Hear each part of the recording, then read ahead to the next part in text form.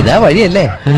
ആത്തണ്ടായിരുന്നു പരിപാടി. അമ്പലത്തിലൊരു വഴിപാടിന്റെ കാര്യം പറഞ്ഞ വഴിപാടായിരുന്നല്ലോ, നല്ല കാര്യമായിട്ടായിരുന്നല്ലോ. തോന്നിയ പറയരുത്. തോന്നിയ ദിവസം കാണിച്ചിട്ട് ആ പാവം ജവാന്റെ ഫോട്ടോയില് മാലിട്ട് ചന്ദനത്തിലെത്തിക്കണോ അല്ലേ? പുരുഷേട്ടനെങ്ങാനും അറിഞ്ഞാ പിള്ളച്ചന്റെ ഫോട്ടോയില് മാലിട്ട് ചന്ദനത്തിലെത്തിക്കേണ്ടി വരും. വെടിവെച്ച് ചതറിക്കും.